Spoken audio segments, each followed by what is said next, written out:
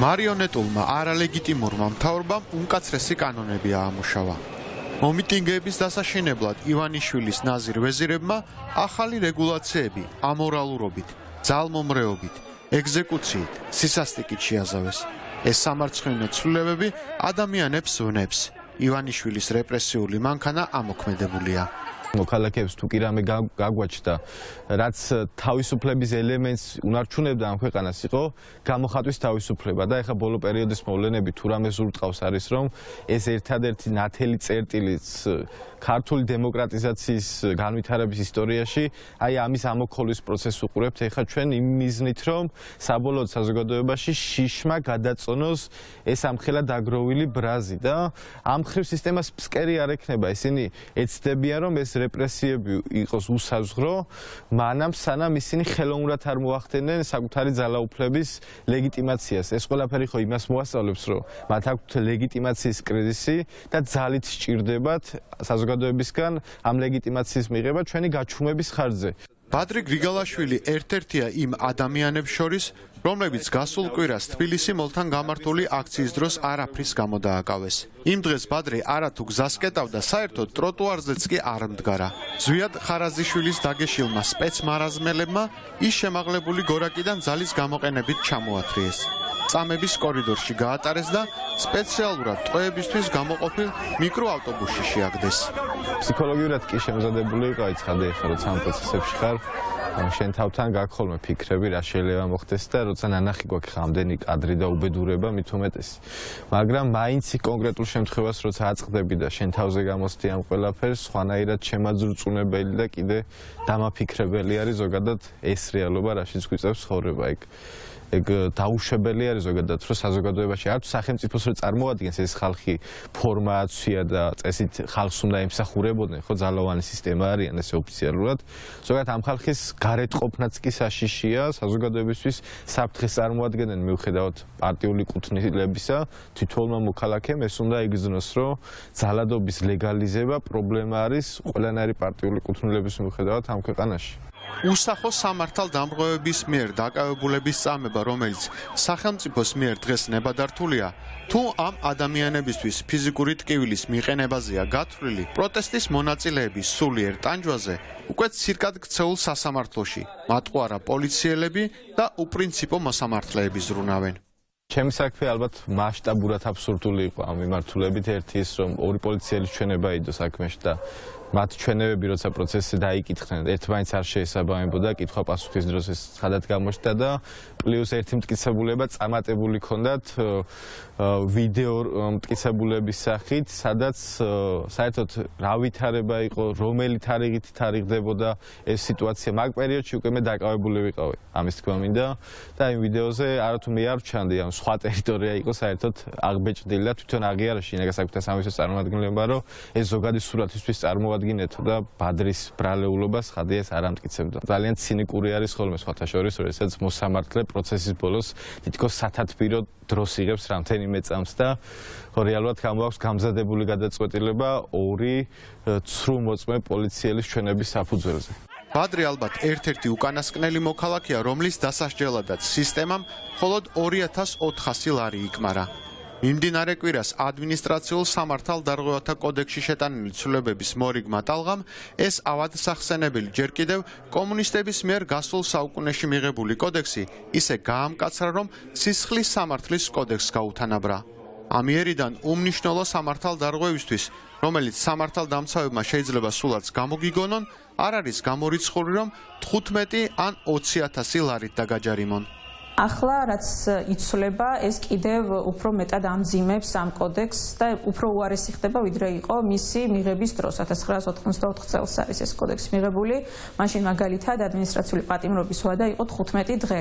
ახლა ის ინიციატივა, რომელიც ქართულმა ოცნებამ შემოიტანა და რასაც უკვე დაუჭირეს მხარი, ითვალისწინებს ადმინისტრაციული პატიმრობის ვადის გაზრდასაც 60 დღემდე, რაც ნიშნავს იმას, რომ ამით სურთ ეს მსუსხავი ეფექტი გაავრცელონ არა არა მარტო იმ ადამიანებზე, ვისაც უშუალოდ შეეხება დაკავებით თუ მისი პასუხისგებაში მიცემით ეს კოდექსი, არამედ საზოგადოების უფრო ფართო ფენებზე, რომ მათ უარი თქვან საკუთარი პროტესტის გამოხატვისაგან თავი შეიკავონ, არ გამოვიდნენ ქუჩაში, არ გააპროტესტონ და მიზანი ამ კოდექსის არის, რა თქმა უნდა, ამ პროტესტის ჩახშობა, რომელიც უკვე უწყვეტად 2 თვეზე მეტია გრძელდება და კიდევ უფრო მეტი რეპრესიების გამოყენება ადამიანების მოქალაქეების წინააღმდეგ.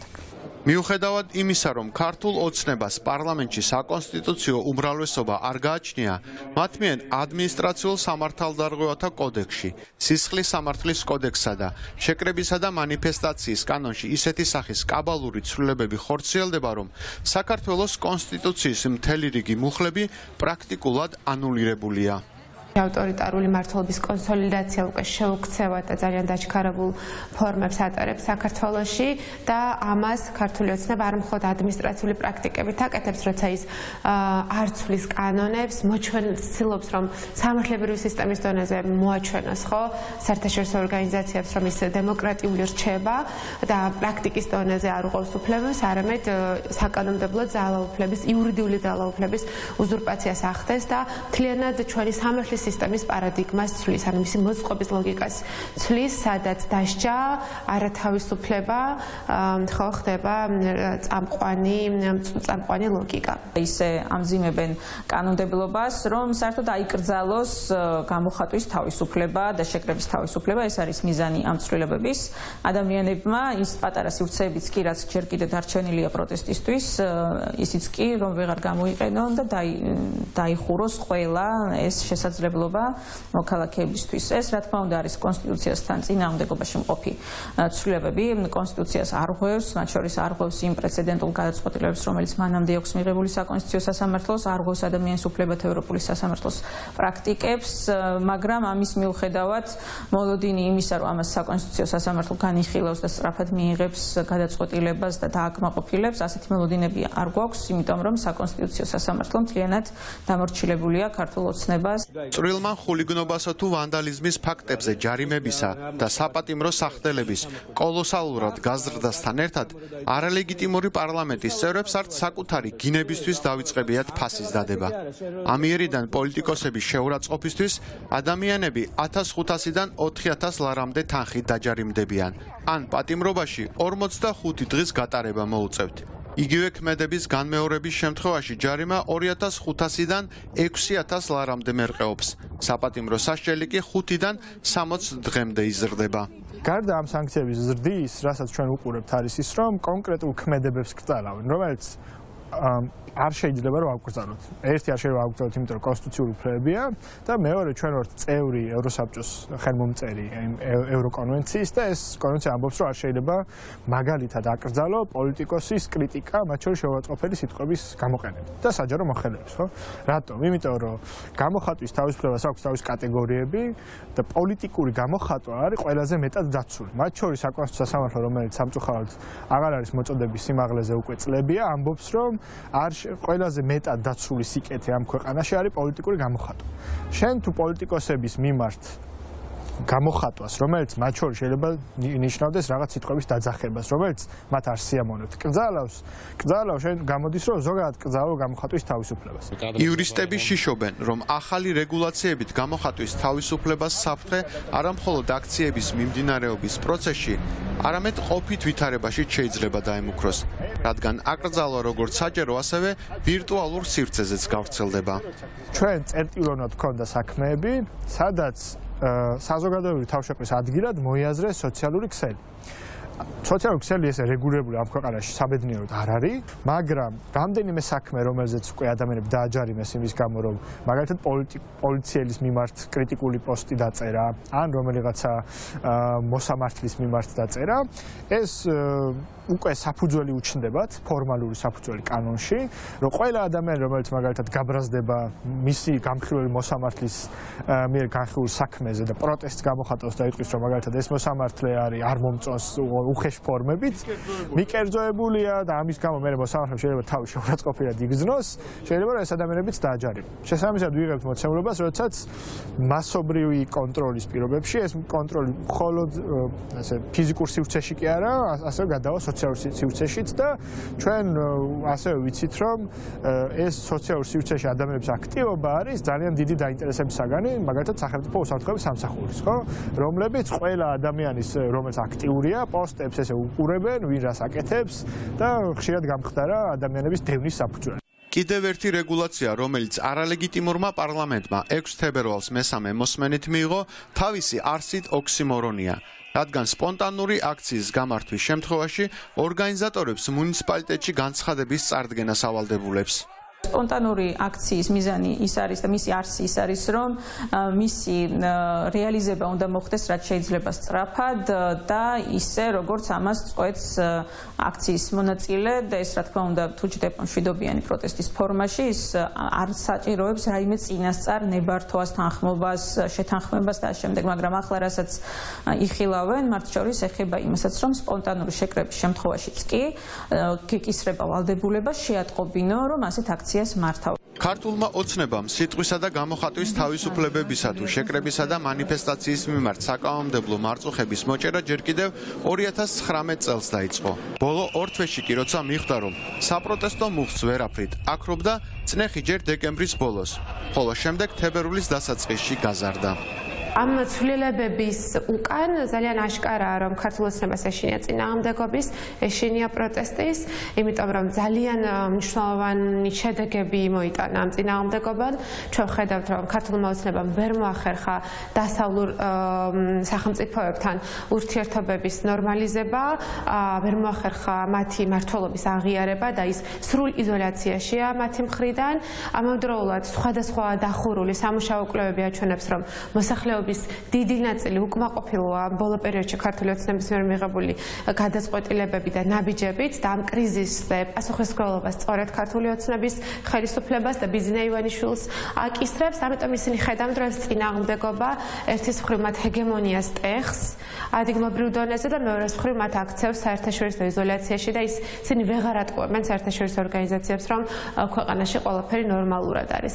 ამიტომ ისინი დაინტერესებულები არიან, რომ ეს წინააღმდეგობა გატეხონ, დაასუსტონ, გაანადგურონ და ამისთვის იყენებენ როგორც საკანონმდებლო, ისე საპოლიციო რეპრესიულ აპარატს და შეიძლება ითქვას, რომ ეს არის ერთადერთი ძალა, ძალმომრეობა არის ერთადერთი ძალა, რომელზეც ქართული ოცნება დღეს დგას. მმართველობის ძალმომრეობითი ბუნება რაიმე სახის დათმობებსა თუ შეღავათებს, რა თქმა უნდა, არ ითვალისწინებს. ძალაში შესული დრაკონული კანონი კი მომხრეებსა და მოწინააღმდეგეებს, როგორც წესი, არ ანსხვავებს. მოქალაქეებმა, ვინც შეიძლება დღეს პროტესტში არ იყვნენ ჩართულები, უნდა გააცნობიერონ, რომ ეს ცვლილებები მათაც შეეხებათ. ხო, იმიტომ რომ თუ დევნილები მოინდომებენ შეკრებას, ან თუ რომელიმე კორუფციული ჰესის მშენებლობას სადღაც სოფელში გააპროტესტებენ, ხო? ან თუ შრომელები მოინდომებენ საკუთარი შრომითი უფლებების დაცვას, ყველა ასეთ პროტესტს და ასეთ გამოხატვას ეს კანონმდებლობა ასევე შეეხება. ეს მხოლოდ ბათუმის, ზუგდიდის, ქუთაისის, თბილისის ცენტრში გამოსულ ახალგაზრდებს არ შეეხებათ. ამიტომაც ჩვენ ყველამ უნდა გავაცნობიეროთ, რომ ის, რასაც მართებს 30 წლის განმავლობაში ნაშენებ დემოკრატიას, ქართული ოცნების რეჟიმი, სიამდვილეში საერთოდ მოქალაქეობას და პოლიტიკურ თავისუფლებებს ხდის შეუძლებელს ყველასთვის და ის აუცილებლად ყველა შეეხება. ადმინისტრაციული სახდელი, რომელიც სახელმწიფო მბადრი გრიგალაშვილს დააკისრა, მისთვის არც პირველი და დიდი ალბათობით არც უკანასკნელია, რადგან ის სისტემასთან ბრძოლის შეწყვეტას არ აპირებს. ერთადერთი გამოსავალი თავისუფალ ადამიანებს რჩებათ, მათ შორის კონსტიტუციით გარანტირებული უფლება, რომ როცა ხელისუფლება ახდენს ძალაუფლების უზურპაციას, ამ შემთხვევაში ერთადერთი გამოსავალი მოქალაქეებს რჩებათ დაუმორჩილებლობა. ოღონდ ამ შემთხვევაში დაუმორჩილებლობა ემსახურება ქვეყნის დემოკრატიზაციის გზაზე დაბრუნებას და ეს არის ერთადერთი, ასე რომ ვთქვათ, ინსტრუმენტი დღეს ჩვენ ხელში დარჩენილი, ბევრი ადამიანი ქუჩაში, ოღონდ ეს ქუჩაში დგომა არ უნდა იყოს სტატიკურ მდგომარეობაში, ეს მუდმივად უნდა გაფართოვდეს და ჩვენ ყოველდღიურად ყველა მოქალაქე იქნება პოლიტიკოსი თუ მედია, ყველამ ჩვენი წელი პასუხისმგებლობა უნდა ვიგრძნოთ ამ ნაწილში, რომ პროტესტი გავაფართოვოთ და საბოლოო ჯამში რეპრესიული აპარატის მუშაობას დაუკარგოთ აზრი. ორთვიანი უწყვეტი საპროტესტო აქციების მიმდინარეობის პერიოდში ქართული სახელმწიფოს მიერ საკუთარი მოქალაქეებისთვის გამოწერილი ჯარიმების ოდენობამ უკვე 2 მილიონს გადააჭარბა. თუმცა შინაგან საქმეთა სამინისტრო ამაზე გაჩერებას არ აპირებს. 4 თებერვალს კრიმინალური პოლიციის დეპარტამენტმა სასამართლოში კიდევ 600-მდე საქმე შეიტანა განსახილველად.